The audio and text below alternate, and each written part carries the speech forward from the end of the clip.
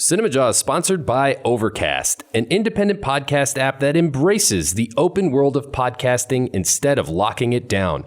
No exclusives, no premium content, no paywalls. Just a great podcast app for everyone. Get it for free in the App Store. And we thank them for their support.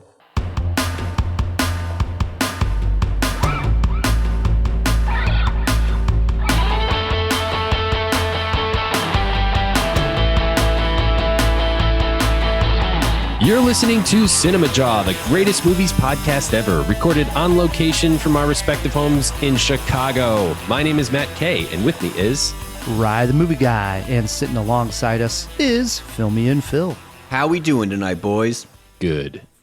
Very good. This week on Cinemajaw, we look forward to 2022 as we do a spring movie preview, Matt. Yeah, we really cling to the previous year in January, but it's time to turn the page, Ryan. Let's look at what's coming this year. It is, and I said spring, but that isn't completely true. Really, we're looking at sort of the first half of the year. Movies, notable films to get the jawheads and to get us excited about 2022. Are we stopping short of the summer blockbuster season? We are, yeah. All right, well then that's fair to say spring, dude. Yeah, but granted, some of these will be February and March, which are technically winter movies. So it's the first half of 2022 we're looking at. Should we say Q1? That's what they say around the office, Ryan. They say Q1. Okay, we'll go Q1.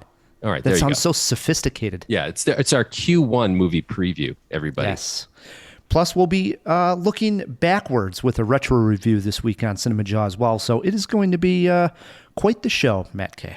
Yeah, and we're flying solo, no guests this week, so it's just us, your boys, the fine folks here at Cinemajaw. It's kind of it's a bit of a, I don't know, it's nice to take a little breather every once in a while, right? I agree. Besides that, we have more going on, don't we, Phil? Yeah, we're going to get to this a little bit later, but as everyone already knows, it's a certain somebody's month. It's Wes Craven month, and we're keeping it rolling. We have a new fact coming at you guys.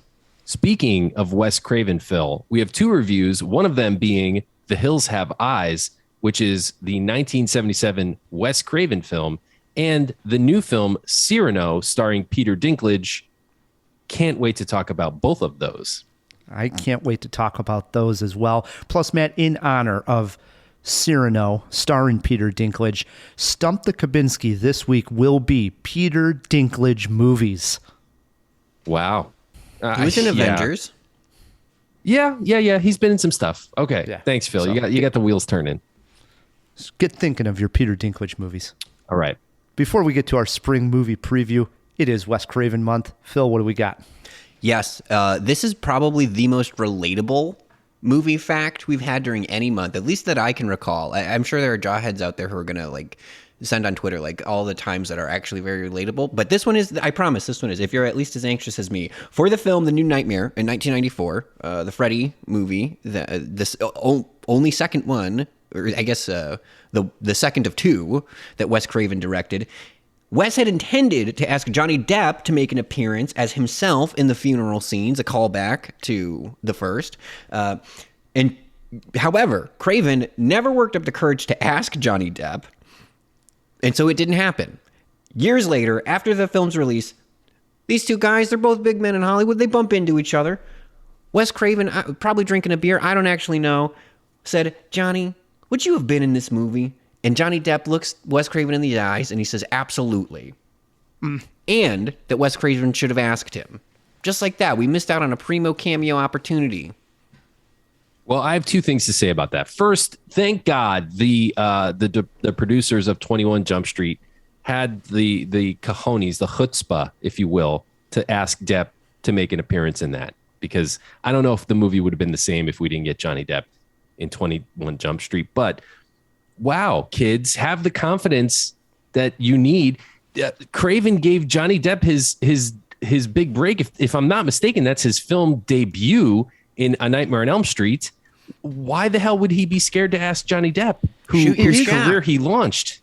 It is interesting, but I would say that Johnny Depp at that point then became more or less like a megastar, right? When he casted Johnny Depp, he was just casting a regular teenage actor. And now it was like, oh, is Johnny Depp the movie star? This is and the does Fear he and want to be in Loathing my guy. little movie? I still think he should have had the courage to ask him. Yeah, true. But I mean, at least Wes Craven at that point was pretty damn well established, you know? I don't know. Interesting. Very interesting fact. It is. Good fact. Wes Craven month. Rolling on here, Matt. Last few weeks, granted, not last week, we did our franchise characters, but prior to that, we did 3 weeks in a row recapping 2021. We did best movies, favorite performances, favorite scenes. And now it's time, as you said, Matt, to turn the page and look ahead to 2022. And what I did is I wrote down a couple of questions. I know you wrote down a couple as well for me. And I thought we could bounce these around and go over some of the bigger releases that are coming out. Again, the first half, the first quarter of the year is mainly our focus to get everybody excited. So I'm going to open up the discussion. Sound You good? should. Yeah, you should, Ryan. Go ahead. Okay. Matt, here's the question I have for you. And Phil, I hope you're listening as well because I want your input as well. Guys, do we all still get excited for a new Pixar movie? Pixar's 25th release, 25th movie is called Turning Red. The studio's first ever female-only directed film will be released on Disney Plus March 11th. You excited for this, Matt? Yeah. Pixar has had very few missteps. I don't think like Luca was not my favorite movie last year. Not even my favorite animated movie. Probably not even my second favorite, but it was still a damn good movie. At the end of the day, Pixar's name is still currency in my book, for sure. Well, I'm glad that you brought up Luca because we actually had this exact discussion with Luca, which was a Disney Plus premiere. You know, it didn't play in theaters. And I remember we talked about it on Cinemajaw. Does it somewhat hurt the magic of, you know, going to see a Pixar? These were kind of like event films. And then all of a sudden it's just on Disney Plus. Well, And that's a different question, though. I know, but but my point being, this is the same exact thing with Turning Red. It was originally supposed to be a theatrical release. At some point in the last like month or so, they decided to go straight to Disney Plus on it. I'm still in that ballpark where I think like in my head, it's a Pixar movie. It should be an event film. It should be bigger than this, than it's just coming out on Disney Plus. It just feels again like this is going to be, you know, second tier Pixar. This isn't going to be the top stuff, and they know it, and that's why they put it on Disney Plus. That's how it feels to me. So that's my concern. Phil, you know Pixar maybe better than both of us. How do you feel about Turning Red? I think so. I'll start by saying I am absolutely buckled in. I am so stoked for the Turning Red thrill ride. But I will say, not because it's a Pixar movie. It's because it's a Domi Shi movie. Domi Shi is the director of the Bao Pixar short that was before, I believe, Finding Dory. But it was like an immediate classic. It's incredible. It's incredible. She's truly delightful. And I think she's more than capable to handle this. Anyways, I'm excited for her work, not necessarily it being Pixar. And I also think it's kind of crazy. At least me, I feel like I would point back to a time where it would be like, you know, even though they're kind of the same studio, at least the payroll comes from the same place between Pixar and Disney. There was a time when everyone was like, oh, Pixar is way better than Disney animation. Nowadays, There was a it's like, time. You look at Encanto, Raya, Moana. There's like all these killer hits that are coming out of like OG Disney. And I would say they're the new Pixar. I am 100%. I feel that way every time there's a new Disney release. I don't disagree with you, and I honestly think that was an intentional move on Disney's part. They bought Pixar to kill Pixar, and they did it very slowly, and we might be nearing, at least starting to see the end. And it seems like they're kind of outdoing Pixar, you know? On purpose, right? Like, They're outdoing their own studio. yeah, like they only like they're being Pixar better than Pixar, you know? Like all those movies that I mentioned are kind of, they're very like Pixar inspired. Like at least they borrow a lot visually. And then they only have the Chris Evans Buzz Lightyear reboot coming out from Yeah, it doesn't make sense. I don't want to get into the weeds of that, but Well, I watched the trailer for Turning Red just before we hit record. It was the first time I actually checked out the trailer. I say this almost 9 out of 10 times with Pixar. It seems like, this just doesn't have the subtext for me, I don't think. But they always prove me wrong. So, this little girl turns into a red monster. Let's see what happens. I think they can surprise us. rewatch the Bow short on Disney Plus, and you'll be like, wow, okay, this woman clearly knows how to tell a story. Dude, I was gonna say something real quick, not to belabor the Pixar point, but man, Bao is actually kind of a horrifying little short. As much as I think awesome. It was well made, the ending of that, I was like, what the hell? That's great. Again, Turning Red will be on Disney Plus, an exclusive, March 11th. All right, I have a question for you guys here. Jackass Forever hits theaters on February 4th. My question is, do you guys think someone will eventually die in a Jackass movie? I hope they don't. I just want to be clear about that. But boy, they have to one up themselves, right? Yeah, I could actually see that be the title maybe of the next movie, Jackass. Someone actually dies. And we would be pumped to go see it. Who is it? Is it Johnny Knoxville? How would they keep that a secret? Wow. But no, this seems like, I don't know if it'd been pushed back. Maybe we can throw this in the fish tank, Phil. I remember seeing the trailer, I thought last year. I'm shocked this is a 2022 movie, Jackass Forever. But, this is what February releases are for, Jackass movies. It works in February. I think if this came out at any other time, I probably wouldn't be all that excited. But in a month of movie going, choices, Jackass stands out as like, yeah, I could grab a couple of beers and watch Jackass on a Friday night. I'm sort of excited for it. I guess I went down the whole Jackass rabbit hole and then into the Bam Margera show. I forget what it's called. Everybody loves Viva Bam La Bam. Viva La Bam. And then there was a wedding. There was a Bam's Unholy Union or something. Yeah, that's where it started to lose me. And I mean, dude, it's not 2004 anymore. Half of these guys have been injured so badly. They have like permanent scars and damage and stuff. It's like, I don't know. Have we not moved past Jackass at this point? And that's coming from me. Okay. So take that for what it is. A true jackass. Yeah. A true jackass. Yeah. All right, guys. How about this though? What happens? And I really want to know this, Matt. What happens when the moon falls and only Halle Berry is there to catch it? Roland Emmerich's latest disaster flick, Moonfall, comes out February 4th. Also, this is in theaters. It looks crazy. Well, first of all, when the moon falls and only Halle Berry is there to catch it, it's like you've been robbing my dreams, Ryan. How did you know that I've been having that reoccurring dream? And second of all, I watched the trailer for this. Boy, oh boy, does it look like a steaming pile of hot garbage. I mean, they just don't make them this rotten right out of the gate. This is like stupid with stupid on top. Really. I just watched the trailer again before recording this, and what was your takeaway? That there's something in the moon? Is that what you think is going to be? There's maybe like some type of alien presence in the moon?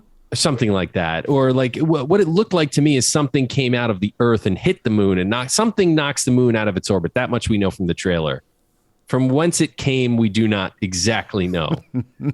And nor do I exactly give a flying crap, man. Wow, does this look really bad? I mean, it might be so bad it's good, but it's like, really, guys? I mean, you're taking a page out of Gru's playbook here. You're like, we're going to steal the moon. It's ridiculous. I'd love if Gru has a cameo in here. But not only Halle Berry, it also has Patrick Wilson in there, who, we know from the Conjuring movies, and that young actor, Charlie Plummer, who's popped up in a few movies that I like. So it's one of those that it's sort of a head scratcher that they would get this many big names. The director has obviously proven himself with stuff like The Day After Tomorrow and Independence Day. So again, any other time of the year, probably would never even occur to me to go see Moonfall. But on February 4th, yeah, all right, I'm in. Get me a bucket of popcorn. The Day After Tomorrow has minorly redeeming qualities, and the rest of Roland Emmerich's movies, with the exception of Independence Day, are total crap. All right, I got a question for you, Ryan. What do we get when Jake Gyllenhaal and Michael Bay, speaking of over the top, use an ambulance to rob a bank? I'll tell you, the movie Ambulance, it's coming out to theaters on February 18th. What are your thoughts on this thing? So I remember I was sitting, I forget for what movie, and I saw a trailer for this, and I was so pumped because the premise looked pretty fantastic. Like, you know, there's this idea of like a paramedic in disguise, an ambulance, a bank robbery. And then all of this, and you know, it's got Jake Gyllenhaal in it. And then all of a sudden, the name Michael Bay comes on the screen. And I'm like, oh, come on. Wah, wah, wah. If this was like a Michael Mann movie, I would be through the roof. I'd be totally excited. I think the wild card here is Michael Bay. I mean, what is it going to go absolutely bonkers and have, you know, explosions all over the city and car chases? It looks like that. I know, but the premise of a bank robbery and an ambulance, and okay, this could be something. But now with Michael Bay, it's a wild card for me. Where do you fall? Okay. The setup for this, I watched the trailer. The setup for this looks amazing. You know, we got two great actors. Jake Gyllenhaal looks fantastic. And the heist scene looks like tense and cool. And then, you know, things go wrong in the trailer and they have to get into an ambulance, and you realize, oh wait, the movie is called Ambulance, so they're going to be in an ambulance for the whole movie. So all the tension, all the drama, everything for the most part is going to happen in an ambulance. I mean, wow, stupid.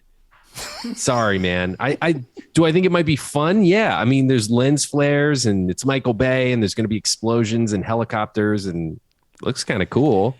But Jake Gyllenhaal isn't the kind of actor that normally picks junk projects, to be honest. I mean, I think if we pull up his filmography, we could literally look at like the last like 15 movies that he chose, and they're all pretty strong. He doesn't usually just pick like an absolute stinker, and that's why I think there must be something to this story that he was drawn to making.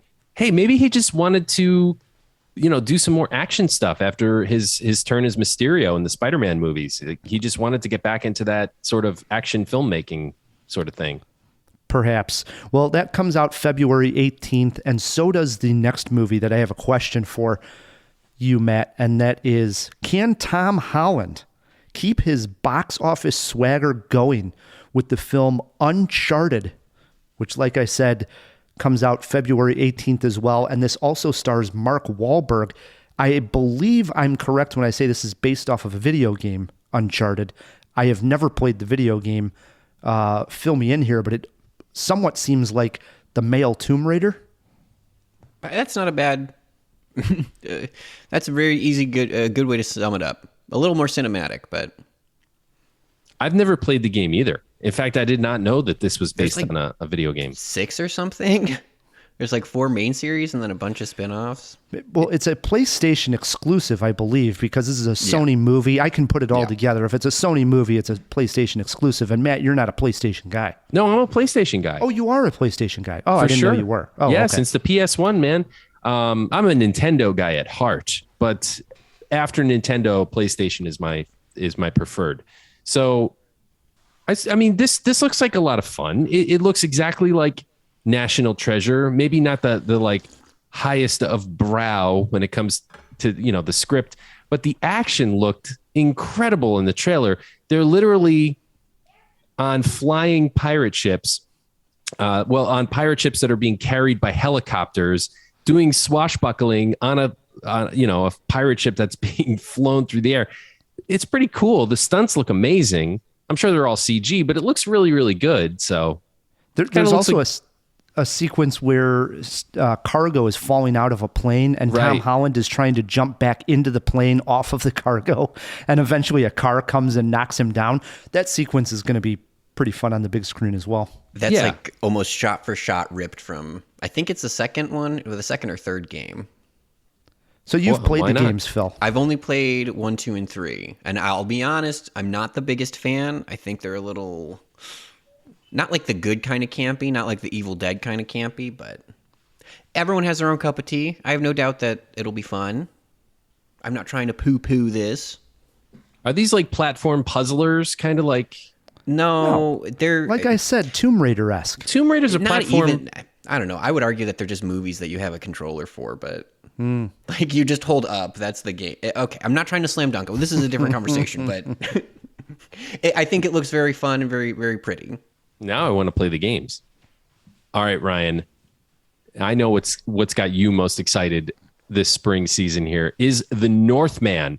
Not only your most anticipated movie of the spring, but the entire year. That's my question. It comes out April 22nd, directed by Robert Eggers, who also gave us The Witch and The Lighthouse. It's starring Alexander Skarsgård, Nicole Kidman, Ethan Hawke, Anna Taylor-Joy. It's got that same authentic period production design as seen in The Witch and Lighthouse, plus a boatload of action. What are your thoughts, buddy?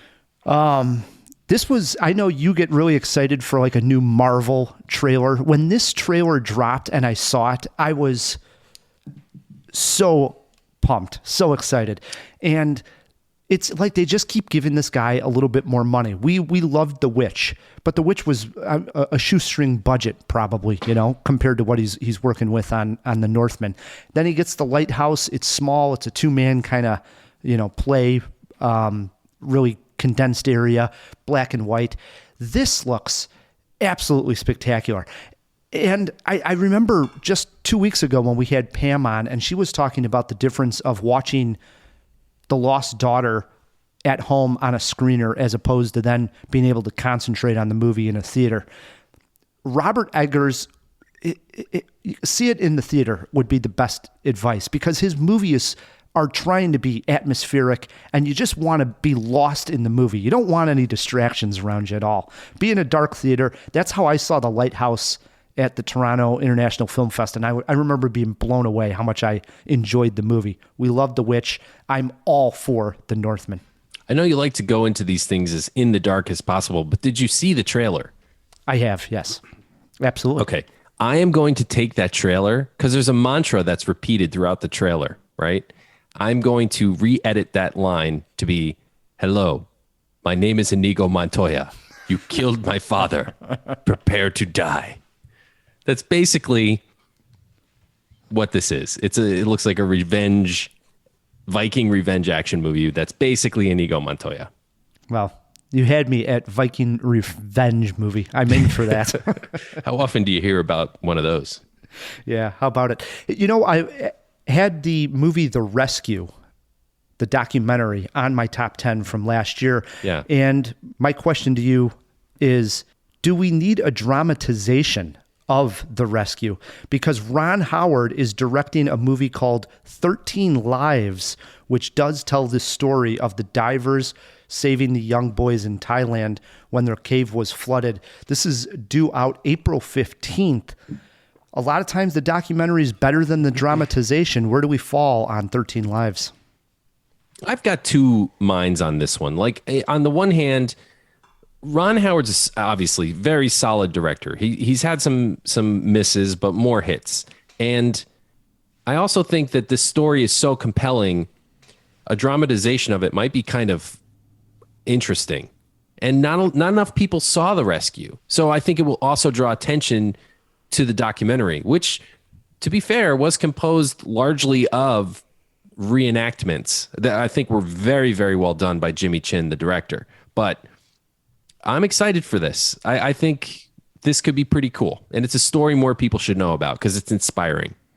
I was such a fan of The Rescue that I'm very leery about 13 Lives going in. I get it. I'm okay with the documentary, and I encourage everybody to see it. It's streaming on Disney Plus.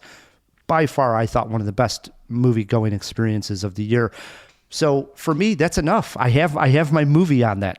I'm not that excited for 13 Lives. I get it, and I respect it. And I can't even remember what the last Ron Howard film was. Can we throw it in the fish tank? Solo, baby. Throw it in the fish tank just to see if he did something since Solo. I'm curious. Yeah, and plus we decided a long time ago never to talk about Solo again, okay? All right, into a couple heavy hitters here. Last questions as we wrap up our movie preview here.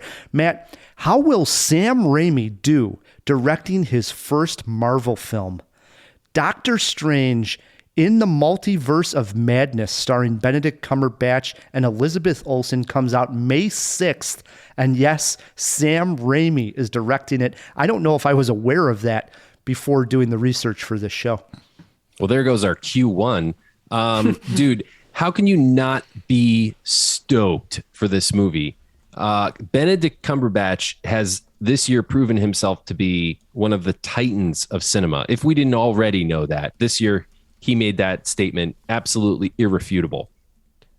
Sam Raimi. I mean, do I even need to get into how cool Sam Raimi is? You saying this is his first Marvel film is a bit of cognitive dissonance because obviously he directed the Marvel movies, but those were Sony Pictures technically, and I believe you're speaking of the MCU. Yeah. Thank you, Matt. Yes. Do know that those Spider-Man movies had nothing to do with Marvel. Factually I mean, there was untrue. no. That's not true. Marvel wasn't owned by Disney. They didn't have anything to do with Disney. Yeah, but I mean, it Spider-Man wasn't is a Marvel Marvel Studios. It wasn't Marvel Studios. It was completely made by Sony. They didn't have Marvel Studios back then. Right, exactly. That's why I'm saying it. Well, so how could have he made a Marvel movie, Matt? There wasn't even Marvel Studios at the time. He made a Marvel movie because he made a Spider-Man movie. Spider-Man is Marvel. It's like But when you make I'm a Mickey saying- Mouse movie and you say it's When not a I'm Disney. saying Marvel, I'm talking about Marvel Studios. I'm not talking about the character. I'm talking about Marvel Well, Studios. You're speaking of the MCU.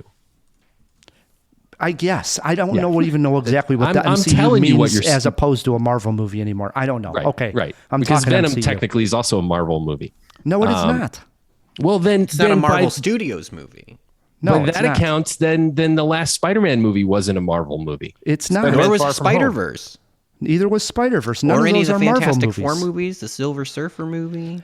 I always am confused when a lot of people are saying, "Oh, Spider-Man, it's one of my favorite Marvel movies." I'm like, but it's not a Marvel studio, so people are aware. It's a Sony Pictures in conjunction with Marvel Studios. Would it be like saying that A New Hope isn't a Star Wars movie or isn't like a Lucas Arts movie just because it wasn't the way it is now? I think that's maybe the best thing that I don't know. Matt, would you agree with that on where I'm going at here? You lost me on that one, to be honest. But I It's a really Marvel want you on my property. side, so I would tend to agree with you.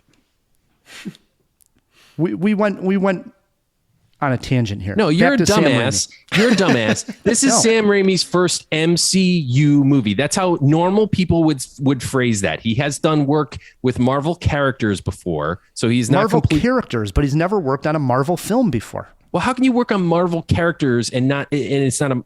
Okay, forget it. I mean, we're It's a talking Sony semantics, Pictures movie. right? So you're saying the film studio that hired him is Disney Marvel. In Fine. this particular case, yes. For the first time, he is working with Disney Marvel. Correct. All right. Also known as the MCU, which is the first cinematic universe that has seen large scale success. Am I excited? Yeah, hell yeah, dude. It's Sam Raimi. He's the best. He proved that with Spider-Man 2. We knew it from the Evil Dead movies, but I'm really stoked to see him back in the superhero saddle. Who isn't? I'm excited for it. I thought Doctor Strange did pretty good in the last Sony movie that I saw, Spider-Man movie. There he goes again. But the one thing that I would say is, more or less everybody listening to this saw Spider-Man No Way Home. At the end of it has this extended trailer. It was so long. That was lame. It was so long that I actually thought somebody screwed up and put the Doctor Strange movie on after the Spider-Man movie. It just kept going and going. I'm like, oh my God, we got the whole film. Yeah. I think they only just finished shooting it. So like it only wrapped like a few weeks ago. Could be wrong about that. Can we throw that in the fish tank? See if we can get that fact? Holy cow. All right. One other big superhero movie, Matt. Yeah. Here Speaking it is. of Marvel, this is another Marvel character, right? No, I've learned my lesson. Back 10 years ago, I might not have known this, but Matt, here's the last question, and it's probably the most anticipated movie of the spring for many, many people. The question is this: how will Robert Pattinson do as Batman, the Batman, which is directed by Matt Reeves. He did all of the latest Planet of the Apes films. Comes out March 4th in theaters. How excited are you for this? That's a good question. I don't know how excited I am for this. I think that the Tim Burton Batman films were very, very strong. Very strong. Obviously, that series went off the rails when Joel Schumacher took it over. The Christopher Nolan movies, wow. Some of the best superhero movies, period, especially Dark Knight. Then we got the Justice League with the failed attempt at a DC cinematic universe. Ben Affleck wasn't terrible as Batman. He was okay. Now Robert Pattinson, who I consider to be a great actor, criminally underrated, in fact. Can he play Batman? Yes. Are there any great Batman stories worth telling that haven't been already totally mutilated? I don't know, man. I'm not sure. I know I'm going to get a lot of hate mail for saying that. I love The Long Halloween. I love Hush. If they were telling one of those stories, I think I'd be down. Or Dark Knight Returns, which this doesn't look like because it's going to be a young Batman. Dude, if I see the stupid pearls fall in Crime Alley again and the gunshot rings out and, he falls into the Batcave, I'm so sick of it. It's like that's the one thing that the MCU wisely chose to evade with Spider-Man is don't show me the stupid origin again. I've seen it. I don't think they will. That's just my guess. And from the trailer, this looks dark, it looks brooding, and it looks very much like Batman is a detective in this one, which is kind of his thing, right?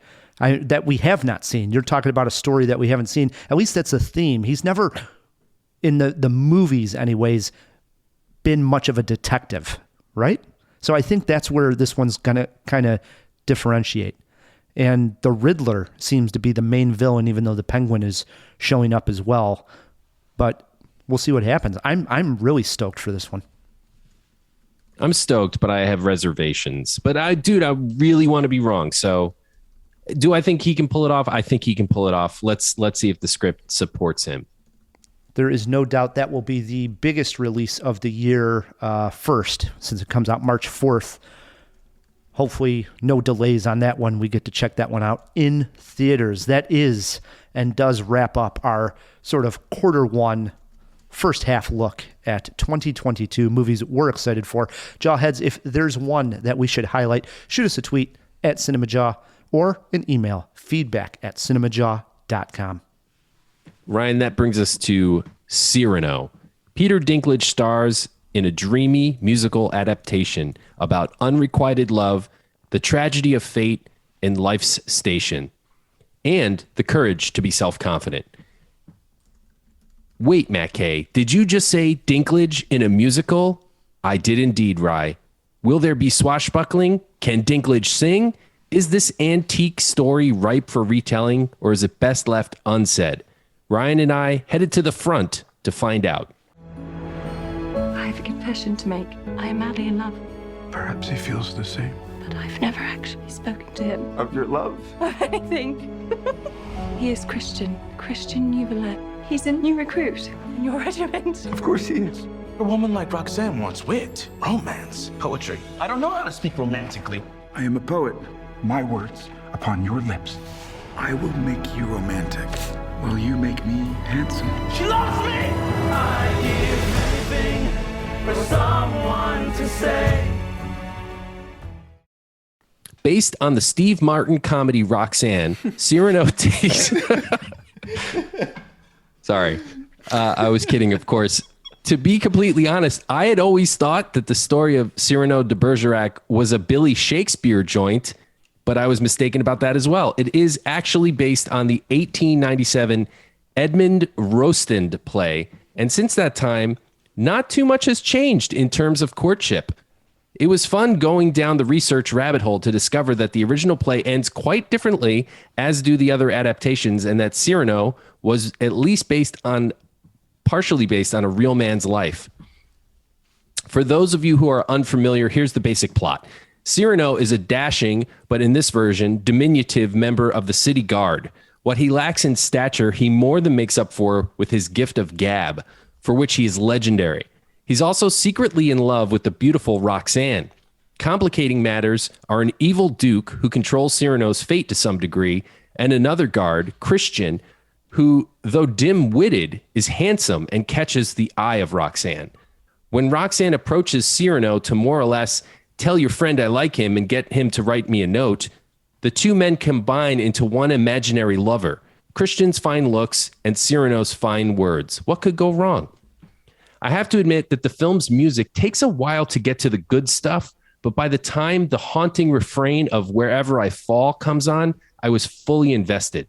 There are a couple of genuine bangers in here.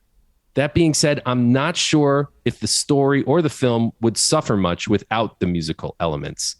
The cast is wonderful, but this is Dinklage's show, front to back. The whole film rests firmly on his shoulders, and he shows us once again that while he's not a giant in literal terms, his talent surely is. The scenery and costumes are also absolutely dazzling, capturing perfectly the pomp and circumstance of the time when men wore makeup and wigs.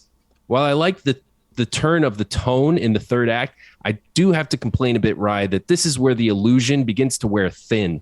The battle scenes could have been a little better to show the horrors of war and match more closely with what was my favorite song of the film. Cyrano is a sure thing for the romantic, slightly melancholy, especially at the end. It nevertheless carries important lessons. Perhaps this is why the story has endured for so long. What do you think? Well, somehow you made it through this entire review and didn't mention the band The National, and I'll get there. But I never thought we would be reviewing a Peter Dinklage musical. But here we are. And I have to say this up front. I'm a very, very big fan of the band The National. I've seen them numerous times in concert. One of the times they co-headlined Lollapalooza with Arcade Fire, one of the 1-2 best punches I've seen back to back. And if you haven't seen their 2013 documentary, Mistaken for Strangers, do yourself a favor and give it a spin. I highly recommend it. Knowing that, I have to say I was a big fan of Cyrano. But for me, it was the songs, all about the songs, the lyrics, and the way they're performed moved me emotionally. I recently heard Peter Dinklage in an interview say that he was not trying to sing like Matt Berringer, the lead singer of The National. Well, he failed.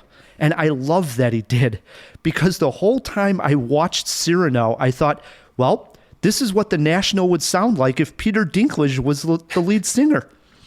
If there is a weak point, Matt, and I think you sort of hit on it a little bit here, it's the story's not that deep at all. We know the story, and it just sort of floats there. However, director Joe Wright populates the musical with great sets, authentic costumes, and very talented actors, especially, like you mentioned, Peter Dinklage. I was a fan of this one. How can you say that the story is not too deep? I mean, this has got a lot of layers to it, actually.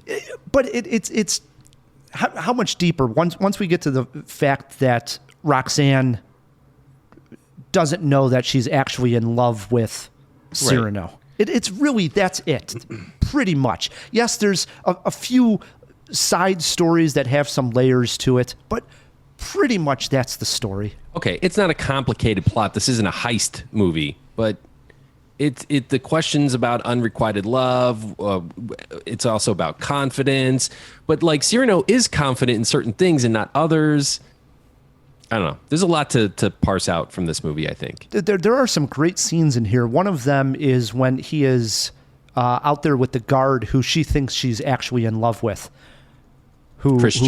Christian, who looks good, but doesn't have the words that, Cyrano has and doesn't speak from his heart. And he's out there being fed the lines from Cyrano, who's basically hiding behind a pillar. That entire sequence that turns then into a song, and Peter Dinklage is singing on the staircase, the whole way it was put together was excellent. And the kind song of reminded was great. me of West Side Story, Right. Maria. Correct. And almost like Romeo and Juliet, it's the balcony scene. Right. All of that combined. And the song is wonderful. We got to talk about Dinklage's performance on just singing, because... Do we? Well, what's interesting is, again, being a fan of The National, is Matt Berringer, he more or less sings like, the best way to describe it would be like a poet in the sense that he doesn't go, say, like Tom York Radiohead, where he's going to carry a tune a certain way. It's very much about the lyrics. And he sings like Peter Dinklage? Well, not quite like Peter Dinklage, but I think Dinklage, it fit well with the way these songs are written for Dinklage to sort of sing the way he was going to. He wasn't going to carry a note for a minute or 30 seconds. It was very much like he's just going to do the Dinklage performance. This is it. This is as far as I'm going. Peter Dinklage gets a passing grade, not for his singing. I liked it, though. It was okay. It was fine, but it was a little rough at first, and then I got used to it. So the jaw-dropping moment for me is the one that you mentioned, and we should talk about it here. And it is Heaven is Wherever I Fall is the name of the song. And it should be noted, so that what happens here is the guards are going into battle, and they're basically waiting. They're all writing letters to loved ones, sort of summing up their lives. Some of them are It's a suicide mission. Right. Some of them are writing to their wives. Some are writing to their fathers. And they each take a guard, and they basically sing what they're writing this letter to, and then they end it with Wherever I Fall. Heaven is Wherever I Fall is how they end it. And it's very moving. And Glenn Hansard from the movie Once, who you didn't know, also popped up as one of the guards. It's not a main part, but it's great because that's probably the best musical number, and it needs to have some oomph. It can't just be Peter Dinklage in there. He gets away, like you said, a passing grade throughout this. But for this number, we really needed some talented singers, and enter Glenn Hansard and a couple of others of these guards that start singing, and they go out onto the battlefield. I watched the scene, believe it or not, 3 times. I really was moved by it, and in fact, would have included it on my favorite scenes of the year. We just hadn't talked about the movie, and I knew we were going to do it very soon, so I'm saving it for here. By far one of my favorite scenes of 2021. That was my highlight scene as well, Ryan. And the singing is great, but what you didn't mention is how they also act as they sing. Because some of the guards are close to tears because they know they're facing these heavy odds to survival, and acting while singing has got to take an extra layer of talent that I can't even imagine. So kudos to these talented performers. They did a great job, and the song is just fantastic. I had no idea the music was by The National. Not super familiar with them. I saw them at Riot Fest. They were okay. Not my favorite band. That was back when it was at Humboldt Park over there. Yeah, that's right. I saw them there as well. You fell flat on your face at that Riot Fest. Yeah, I did. More on that later. No, but yes, The National is great. And in fact, they did the music for the musical this played on Broadway, and then they decided to turn this into a movie, and here we are. It is a 2021 release, Jawheads. It's hitting theaters February 4th. It may be playing in some of the larger cities already. Keep an eye on it. And you think Dinklage has got a shot at all of maybe getting nominated for an Oscar here? Or I know they're pushing him anyways. I don't know, man. It's a pretty loaded category this year. I think in another year, certainly he would have. I hope he does. He's great. He needs to get recognized. I think sooner or later he will. Well, we're going to recognize him with Stump the Kabinski trivia. We're doing Peter Dinklage. How about a movie poster quote, Matt? Romantic, tragic, dashing, and poetic, Cyrano is a feast for the heart. I went with Peter Dinklage fronting The National is something to behold. There you go. How many Jaws? 3 Jaws. I like it. How about you? I went 3.5. We got some swashbuckling. We got some romance. We got some tragedy. Took a ride on this one. I really enjoyed it. Jawheads, when you do check out Cyrano, let us know what you think. Write us feedback at cinemajaw.com, or if you have Twitter pulled up, shoot us a tweet. We're at Cinemajaw. We are going to take a break, and when we come back, we have a retro review of the 1977 movie The Hills Have Eyes, plus a bout of Stump the Kabinski. Stick with us. I'm just going to pee. Do you think the Cyrano movie would have been better if there was a scene where Peter Dinklage wrote a letter for Wes Craven to Johnny Depp. Hey Jawheads, Matt K here with a quick message for you. If you're into the show, if you like the show, and you want to help us out, a really quick, easy way to do this for free is grab your phone right now, whatever podcast app you're listening to us on, and leave us some star ratings. This is going to help us out in the long run. We're trying to get on Rotten Tomatoes, and the more ratings we have, the more it helps. So if you could just take your phone out, whatever device you're listening to this podcast on, leave us a couple stars. It's free. Let us know what you think, and we appreciate you. Thank you so much for listening. Hope you're enjoying this episode of Cinemajaw. Jawheads, I want you to do me a favor. Pull your phone out of your pocket and go to your YouTube app. Search for the Cinemajaw channel and hit subscribe. Really, please do it right now.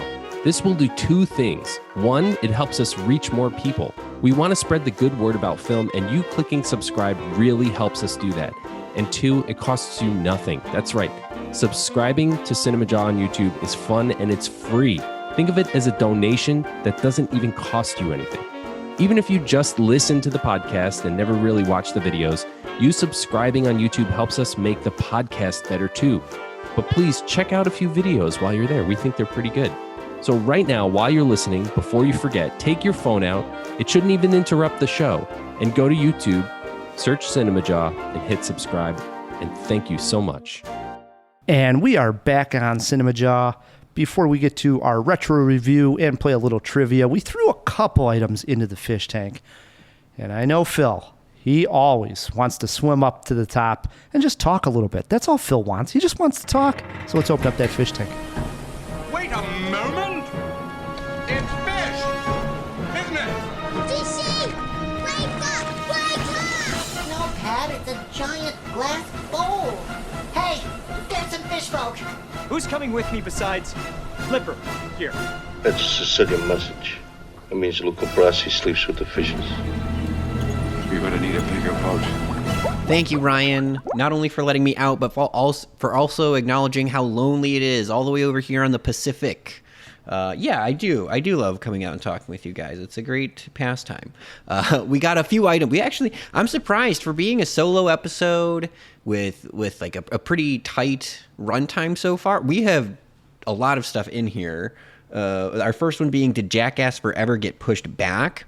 And as far as I can tell, it wasn't like an official push back because there wasn't like a hard date for them to move back, but it did take longer than they thought, just because there was a lot of problems. I mean, it was almost entirely shot during the pandemic. There was a couple of COVID scares. There was a couple of hospitalizations. And then, of course, there was some conflict with Bam Margera, who's not necessarily doing the best right now, and some legal conflicts between him and Paramount. But yeah, so no, not an official push back as much as it is just like, so many speed bumps along the road. They didn't Google Maps it, you know. They just went with the old atlas. I see. This is one of the worst kinds of things that we can throw into a fish tank. And it's one where I'm entirely wrong. No, I would rather you guys, well, don't. Nobody throw poo at me. I would rather be wrong. I don't know why that just popped into my head. Go on, Phil. It was, what is the last Ron Howard movie? And it is not Solo. Solo came out in 2018, and in 2020, he's like an every 2-year kind of guy, apparently. And in 2020, we got the Hillbilly Elegy with Glenn Close and Amy Adams. Right. Oh, is that a piece of junk? Oh my God! Dude, Hillbilly Elegy was Oscar nominated. It was not. I believe it. I believe you're incorrect. I mean, not the movie, but I think maybe what's her name was Amy Adams. Perhaps that counts. Yeah, I mean, but that was a crapper. Let me tell you, that was junk. Yeah, I think we all tried to forget. It's very not well liked. So I hope that doesn't. It's no Solo, that's for sure. Yeah, I hope that doesn't bode well for 13 Lives. At least that's a compelling story, right? And then our last one, when did they wrap filming for Doctor Strange Multiverse of Madness? Matt, when did you say that? You said they hadn't finished it that long ago? Right? Yeah, no, I said it was like a few weeks ago. So that is Incorrect. I mean, I guess maybe a few weeks ago. Principal filming was practically finished by summer of last year. And then they did have some reshoots that they wrapped up in September of last year. Okay, definitely not a few weeks ago. No, not a few weeks ago, but September of last year is not that far away. Or was not that far away. Can still see it in the rear view. Yeah, that 9-hour trailer that they showed at the end of Spider-Man. They had 3 months to put that together. Fair enough. 9 hours it's grown into. It's an epic trailer, longest of all time. Was that everything, Phil? Yeah, that's all we got in here, boys. All right, jump back in that fish tank. Oh, you know it. Wes Craven got his start in 1972 with The Last House on the Left. 5 years later, he would release The Hills Have Eyes. Somehow, this film would go on to make $25 million at the box office and be turned into a series. I myself had never seen it, so I turned out all the lights and hit play to see what all the fuss is about. Why are you doing this? The story of an American family who lost everything except the will to survive. Murdered, raped, burned, but not beaten. The Hills Have Eyes. The story of one family's refusal to die. I'm gonna get those animals. The premise for The Hills Have Eyes is rather simple. A family traveling through the desert have some car troubles. More on that in a bit. A couple of them venture out for help, while a few of the family members stay with their camper and newborn baby. The hills of the desert are home to cannibal savages that begin to attack the family members.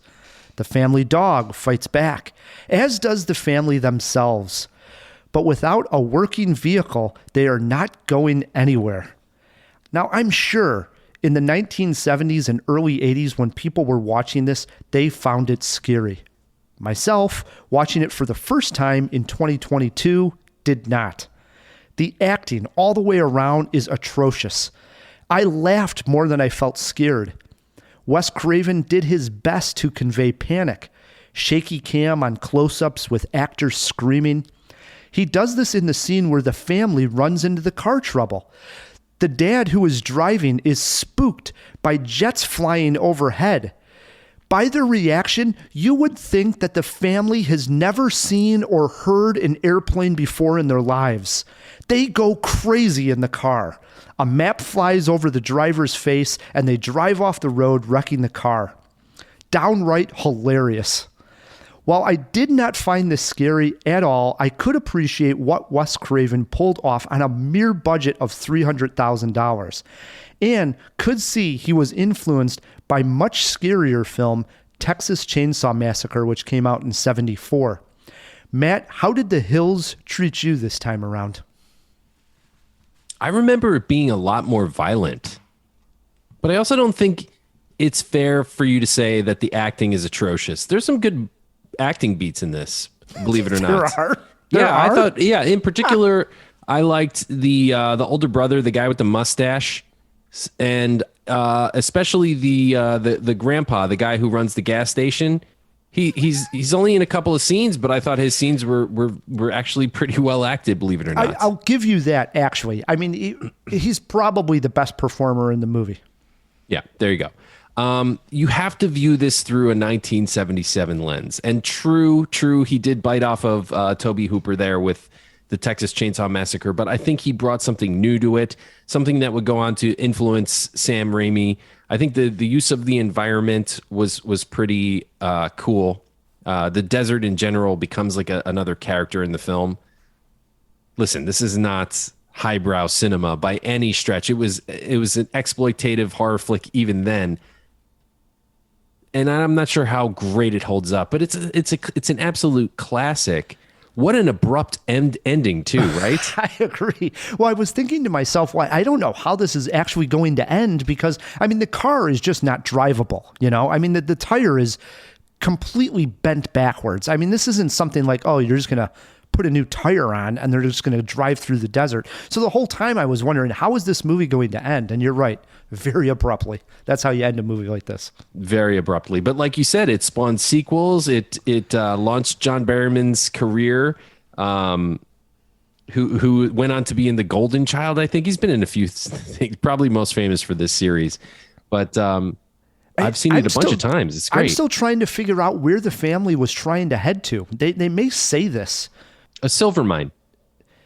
It's absolutely ludicrous when you think about it. I know parents who had kids in the 70s did a lot of dumb things. Like, we would never do this anymore. You'd be in a camper with a toddler. I don't know. How old is this baby supposed to be? Maybe 1 year old? Like 2 months? No, not even one. It's like a 3-month-old to get like practically a newborn. Would anybody in their right mind have this in a camper and go through a desert?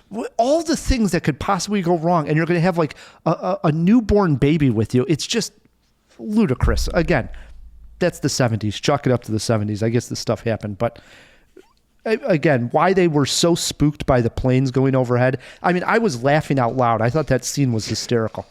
Well, they thought they were on a bomb range. That's why. Have you ever driven through the desert? Like one time, just a couple years ago, I went to Death Valley in California. Have you ever driven near one of the... It was terrifying, to be absolutely honest. It is pretty scary. Have you ever been near one of the Air Force bases and you can, the like jets buzz you? It is pretty intimidating and weird, disorienting even. So how about the dog attack? Dog attack was good. That is some creative editing right there. Obviously this was not a like super trained dog. So there's just a little bit of biting mixed with some puppets, mixed with some like blood flying around and a whole bunch of soundtrack work. And we get a dog attack. There's also a tarantula, and there is a scratch on Bobby's face. He's the younger guy with the blonde hair and the real short shorts. Again, only in the 70s could you pull off these shorts. But this scratch, he gets in a fight, and it's on the right cheek. And then in one scene, it's on the left. And then the very next cut, it's back to the right. So the continuity was a little off there. But good eye. What are you going to do? For me, again, I was expecting it to be much scarier, especially with that big bald guy who became almost world renowned from this movie. I mean, what's his name, Matt? Michael Berryman. Yeah, I thought for sure he was going to freak me out, but he didn't even scare me that much in this. When I said I think it's going to be, I think it was more violent, or I remember it being more violent. I wonder if I'm thinking of the remake. Because there's like some pretty brutal stuff in either one of the sequels or the remake of The Hills Have Eyes. It's interesting because they made a sequel, The Hills Have Eyes 2, and then, now back into modern day, into the 2000s, they made 2 more The Hills Have Eyes and The Hills Have Eyes 2. So there's been a total of 4 movies. I'm flabbergasted because after watching this, I was like, who the hell would want to see a sequel to this? I mean, enough. That was it for me. I was like, I have no idea what somebody saw in that movie that said, yeah, we're going to do a sequel. Head scratcher. I think it's a survivalist tale. I think that's what people latch onto. Like, it's the survivalist fantasy of like, if you were in this situation, what would you do? How would you survive? And we didn't have a lot of movies in the 70s. You look back at horror and what it was up to the 70s, and it's like monsters and vampires and ghouls and creatures in lagoons and stuff like that. I realize those movies came out before, but even like, I think that followed through with the Hammer horror stuff in the 70s until like, grindhouse stuff like this started coming out. The Hills Have Eyes. And then the 80s came along with the slasher genre. This was probably one of the precursors to slasher type stuff. When we did our retro review on Mad Max, and I mentioned in there that the sound mixing wasn't the best in these older movies, and I remember I had to watch it in subtitles just to understand one of the characters. In this movie, again, the sound mixing's not that great, and one of the girls is like screaming scared for, I swear to God, like 7-8 minutes straight. She's like screaming. I had to get up and just turn my receiver off. It was so annoying how loud she was. It was awful. It was actually a painful moment. So I wasn't the biggest fan, but I did write a movie poster quote down. All right, what do you got? Feast your eyes on The Hills Have Eyes. That's right on the nose. How many Jaws would you give this thing? 2 Jaws. That's it. 2 Jaws. I'm appreciating, again, what he did on a small budget and the time, but I was not a fan of The Hills Have Eyes. I wouldn't recommend people actually check this one out. Yeah, it's a tough movie to recommend. If you are an aficionado of horror and you would like to see some of Wes Craven's early work, I think it is very worth seeing. But I can't totally disagree with you, Ryan. It's not by any stretch of the imagination a good movie. If you want something worked with it, right? Something. I agree. I mean, there's 4 Hills Have Eyes now, so if you do want to check it out, I watched it on Tubi. I don't watch a lot of things on Tubi, but it was free. It had about a total of 3 minutes of ads in there. It wasn't much at all. Is that where you saw it also, Matt? Or? It is. And I'll mention this about Tubi, and they are not a sponsor, but I didn't even have to sign up or put in an email or anything. I Googled the movie, Tubi, the little logo came up. I clicked it, and then I clicked play, and I watched it. So with a no sign up whatsoever. That was pretty convenient. Yeah, I have a new TV and it has the Tubi app was one of them. And you're right, no sign in or anything. You just hit it and you can hit multiple movies on there. So not going to say it's the greatest, but for free, I'm not complaining. And there weren't too many commercials. No, there really weren't. There really weren't. So Jawheads, that is our retro review in honor of Wes Craven month of The Hills Have Eyes. Earlier in the show, we reviewed Cyrano with Peter Dinklage. And in honor of Peter Dinklage, we are stumping the Kambinski with just that. Peter Dinklage movies, Matt. Are you ready? I'm ready. He needs 3 questions correct, not to be stumped. Here we go. Question number 1. Matt, Peter Dinklage appears in the 3 billboards outside Ebbing, Missouri, which won a second Best Actress Oscar for this actress. Frances McDormand. That is correct. 1-0. What a great scene Dinklage is in, too. Question 2, Matt. Peter Dinklage has made 1 movie with Adam Sandler. Name it. Pixels. Oh, my God. I can't believe you pulled that out of your hat. I saw the movie. I'm not proud of it. Are you but I saw okay? it. I know. I wanted to like so Pixels. Confidently. I wanted to like it. I really wanted to. Sadly. Holy cow. Matt, we reviewed Peter Dinklage in the Netflix movie I Care a Lot, in which this actress starred. What is her name? Yeah. Came out the beginning of last year. I remember it on Cinemajaw. We were both fans. Yeah, she plays kind of an ice queen, bit of a con artist, bilking elderly people out of their agency over their own lives and taking their money. God, dude, is it Jessica Chastain? That Kate is Blanchett? Incorrect, Matt. We were looking for Rosamund Pike. Okay, I wouldn't have gotten that. Yeah, she's also in Gone Girl for those playing at home. Rosamund Pike. Matt has 2 correct with 2 questions left to go. He needs 1 correct to win. Matt, Peter Dinklage appears in the 2003 Christmas film Elf, which I should note was not directed by Jack C. Newell. Who did direct Elf? Nice callback. Was that Ron? No, it wasn't Ron Howard. Elf has a very surprising director. Like, not the person you would think directing a Christmas movie. Something like, huh? Nothing. Go ahead. Am I on the right track, Ryan? I don't want to give you a hint, so. You could just say if I'm on the right track. No, all I'm going to say is it's not directed by Jack C. Newell. Okay.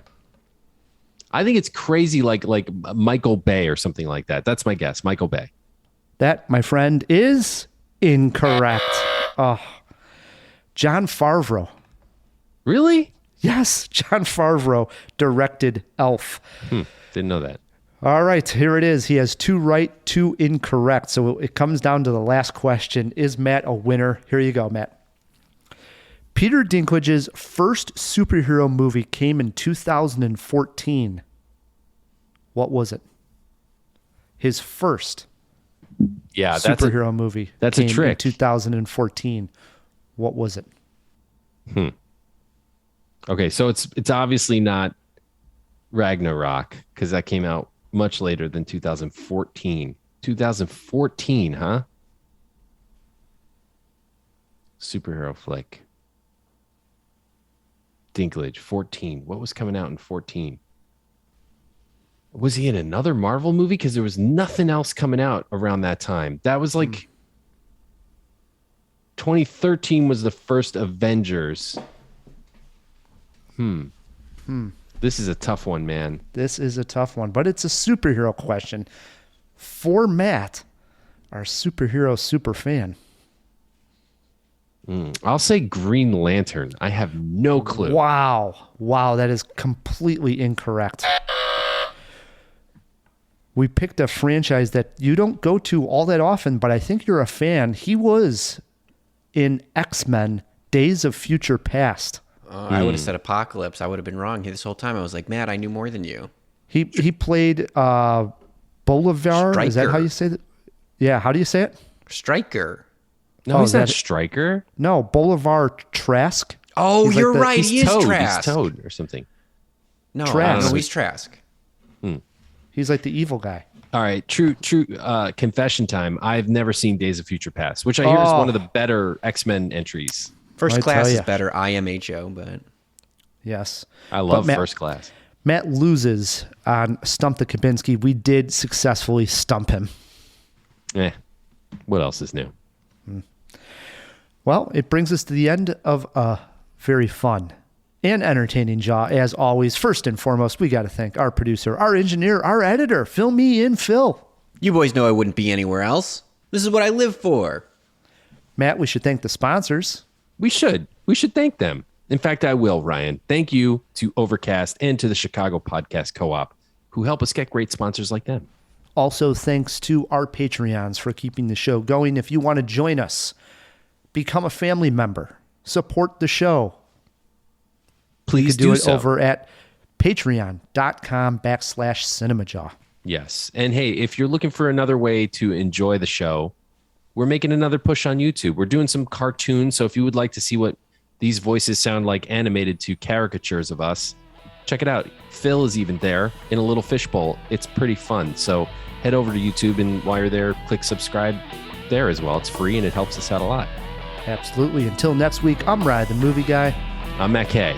And keep on jawing about the movies.